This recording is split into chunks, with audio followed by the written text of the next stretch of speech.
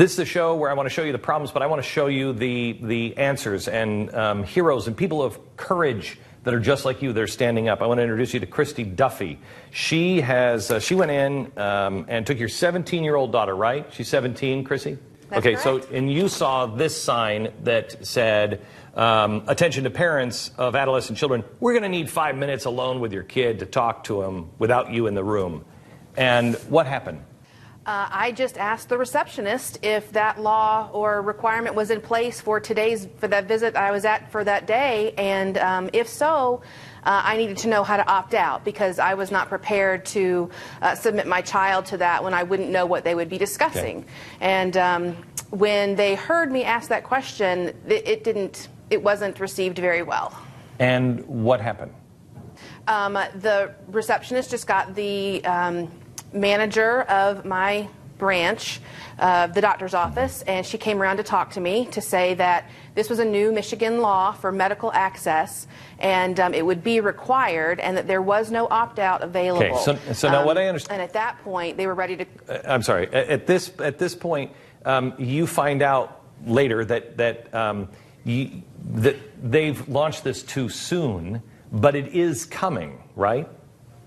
Correct. Okay. That's correct. So now what are you going to do? Because I don't know if you know Justina Pelletier.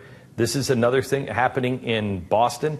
This is now coming to states all over the country where the government is saying, I'm sorry, I know you're the parent that's cute and everything, but I supersede your right.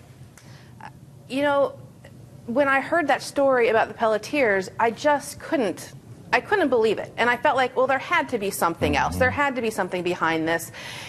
And yet now I go into my office in my little suburb and find that they want to do that to our families as well, potentially. But Christy, and I would like to say, too, that... You're obviously abusing your child. Otherwise, why would you not have a doctor be quiet? You know, they just want a little 5 minutes with them. What are you abusing your child with? Yes, that is definitely many of the comments that I have gotten on my blog have been about that I'm trying to hide something. Right. And what is it that you are trying to avoid? I'm seriously trying to avoid putting any of my children in a position where they'll be told something that would perhaps not follow our worldview as a family, and I'm not afraid to have them hear those things, but I would certainly like to know what they are so that we can talk about them as a family, perhaps afterwards or before. You know, my children aren't sheltered. I just wish people knew my kids, because then they would know that this is absolutely ridiculous to accuse me of either abuse or being a sheltering mom. But they don't know me, and they've just taken the easy route of accusing me of having something to hide. I find it amazing because this is, I mean, if we don't stand up for you, it's going to be us. We didn't stand up for Justina, the country didn't, and look at, and now you're in this situation, and it'll be the next person the next time. We've got to stop this intrusion. What is it that you are prepared to do? I asked the baker here just a minute ago, is he willing to go to jail? Are you willing to go to jail for this?